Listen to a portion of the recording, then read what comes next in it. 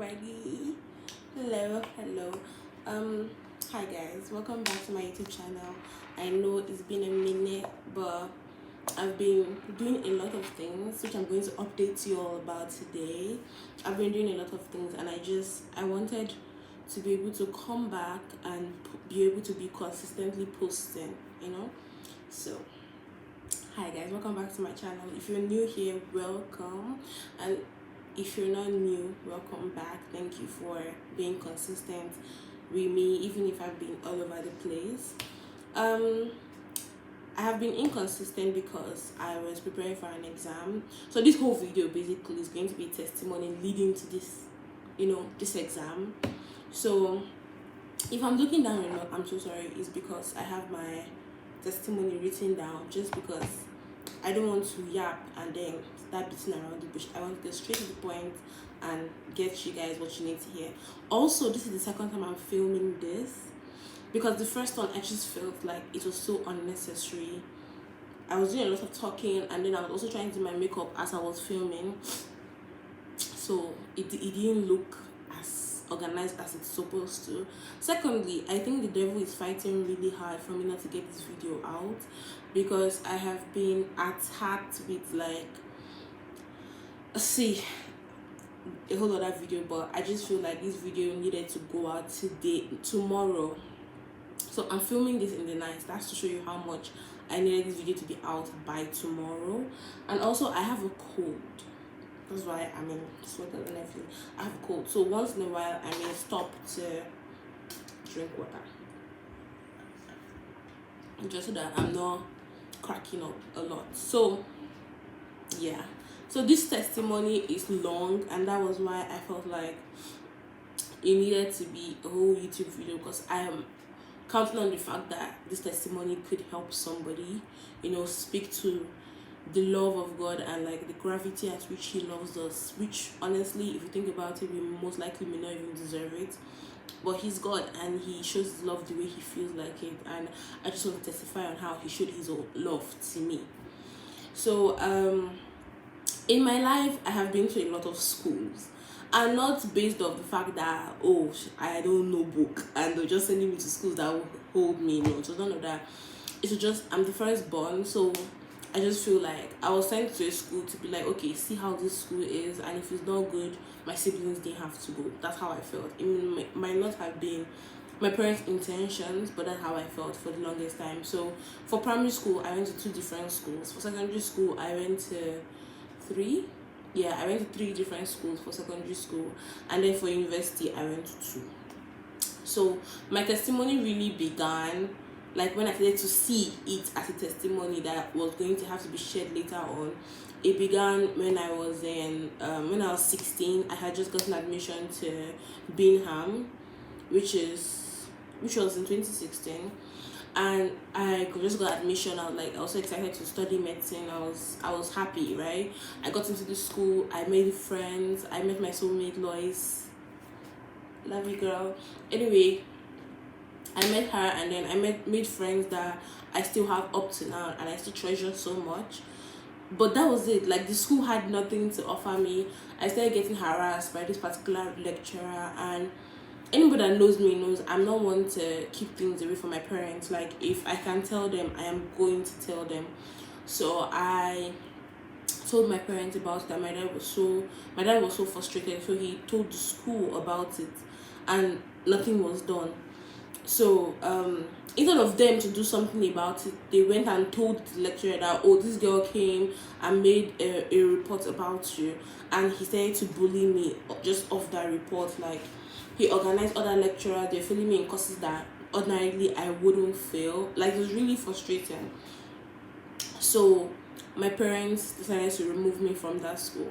So while they were still deciding on which school I should go to, a family friend of ours came over to our house to process admission for her own daughter, and that's how we found out about Russia. So I got admission. I started studying in Russia in 2018, and that was when I was just like, you know what, maybe I'm actually going to enjoy studying medicine after all. But sometimes you just have an imagination of how things are going to be, and it doesn't turn out that way.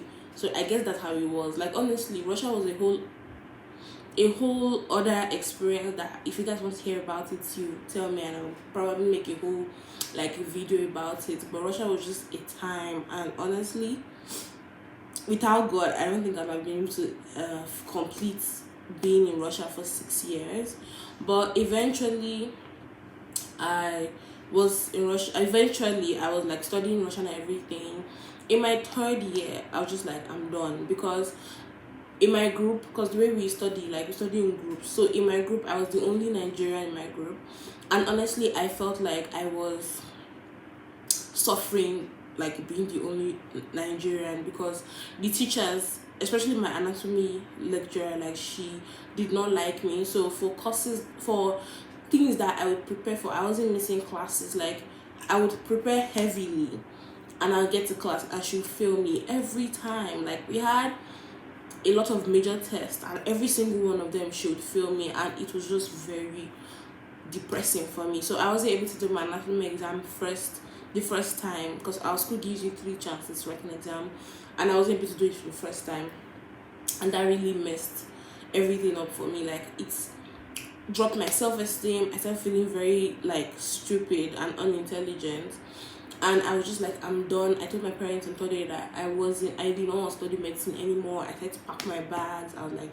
I'm done. I told my friends goodbye, and honestly, God just used my parents, because my dad, I have to look for the text message that my dad sent to me, that was just like, you can do this. Like this is not even, God will bring you this far to abandon you, you know. Like everybody, I have just explained that everybody has felt this way. Even him too, at some point when he was in school, he felt like, oh, he shouldn't be here, you know. That it is a normal feeling. It's just not quitting is the solution. Like you don't give up, you know. And my mom too, she was praying heavily with me. She would pray on my lecturers, pray on everything. And then COVID happened, and I was able to redo all the classes that I missed and all the tests that I had been failing, and I was able to graduate. Like I was able to complete my 6 years without much of a delay, right? Then June of 2023, we had our final exams, which was, for me, I had 3 papers. I had surgery, I had, I think, therapy, and I had infectious disease. I can't remember. Surgery, infectious disease, and something else. So I was preparing heavily for surgery, because surgery was the main paper that, you know, shook everybody, and I was preparing heavily for that. I got to the exam hall, sat down. I've not even sat down for like 5 minutes to gather my thoughts, and I was called to get my answer. And I gave this man all the answers, and he still failed me. And I'm just like, devil, you're working too hard, guy. Like you're working hard. I failed, and I was miserable. I cried. I was so sad. But once again, my mom came through with encouragement, and like she was just amazing. July, my mom fell like really sick. She had to get admitted. They had to like, she was unconscious for like I think 2 days. It was really bad, because I wasn't around to see how bad it was. So I was just miserable, thinking, oh my god, what could possibly be wrong with my mom? My siblings were, my sister was in school preparing for graduation. My brother was the only one, my dad, that was really like around, that could tell me, oh, and my auntie that could tell me, okay, this is how bad the situation is, this is how. But you know how people are, like when they're trying to not make you feel a certain way about something, they will downplay the thing, so you're just not sad. So it was horrible. I was paranoid, because at the time, the person I was in a relationship with had lost his mom. So I was genuinely terrified of the possibility of losing my own mom. Like it was really, really bad. But I thank God my mom recovered, and she was able to show up for my graduation. So that like honestly meant a lot to me. And then that was over. Everything went well. I graduated. My mom was able to walk the stage, my mom and my dad. And like, you can go and watch that vlog. It's really, you know, really cute. But then I got back to Nigeria this year, February. The minute I got back, a relationship I had been in for like over 2 years ended. So I was trying not to, you know, battle that and feel very depressed about that. And then I had to start preparing for a professional exam. And during the course of this exam, I'm crying every day. Not every day, but it was really draining because you're reading more than you've ever read in your life. This became my sanctuary because I'm always here. I'm studying. I'm trying to assimilate now all the knowledge that I haven't learned in a long time. Like, it was a lot, right? Once again, my mom was there to be guiding me. Not only my mom, my dad, my siblings, my cousins, like literally everybody, even down to our security man, like everybody was encouraging me in their own little way during the course of this exam. People were finding ways to revise with me. I had to do physical exam a lot, so a lot of people were like ready to lie down for me to use their body for physical exam. It's like, this is very encouraging. And I was studying for that. Registration for the exam began, and I registered with my friends, like tried to do it at the same time just so that we were close in number, and my number did not come out. I'm terrified. I'm worried. Like, what the heck is going on? Only for me to now have to go to their office. They finally gave me a number, and it's like 700 and something. And I'm just praying, like, God, let this number favor me, because it is really important that I don't fail this exam, And I was just, like, the whole time I was just praying, God, let this number favor me. And time to travel for the exam. So mind you, I'd already booked my flight, like in July, just to be safe. So time for the exam, September rolls in. The night before I was to travel, my flight got cancelled. And I'm like, devil, what the heck? Like, why? Why are you working so hard for, like, it just felt really timed. My flight got cancelled. I'm trying not to be anxious. I called my parents, like, they were like, okay, just let's calm down, let's see what's to happen. Be emailing them. I'm emailing these people. Mind you, usually Green Africa, for me, whenever I email them, they reply very quickly. So for them not to reply, I'm like, what the heck is going on? We had to book a new flight. So I had to fly with Air Peace the same, like the next day still. And I'm like, okay, this is over. I've gotten to the destination. This is fine. We get there. Everybody finds their room. Everything is okay. We're revising. We're reading. Everything is fine. Computer comes around. We get to the computer place. We did our computer. Everything was fine. The next day, because it's 2 days for the exam, the next day was the practical. And I woke up that morning and I was already feeling off. But I was just like, no. I put my life in God's hand. Like, I am okay. I have prayed.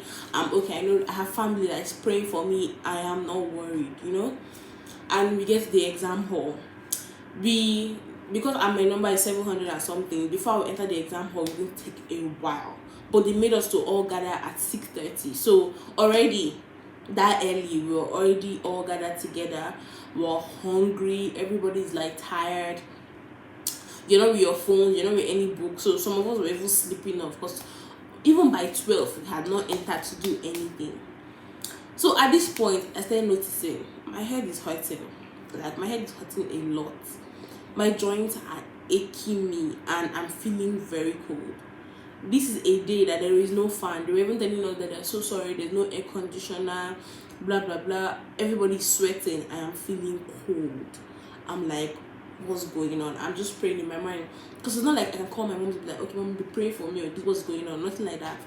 So I'm just praying in my mind, God, please, I cannot be sick. God, that's all I was saying. So we're still trying to be revising. Everybody's trying to, drop the knowledge they still have retained in their mind. But I'm here shaking. My head is hurting. So finally, I went to meet one of the women that were watching us. And I was like, Ma, please, my head hurts a lot. Can I get paracetamol? And she's like, oh, you're not the only person that's asked. The one we have has finished. So she's searching. Mind you, this search took 2 hours. Like, I complained, I think, around 12. And I was only able to get paracetamol around 2 to 3. And then by 3, we're not able to enter for our own exam. We entered, we still had to wait for another few, like 30 minutes or something. Then finally, it's time to enter for the exam. I am still praying, like, God, please, wherever I enter, let it favor me. Whoever my visitors are, like, you understand, let it favor me and all that.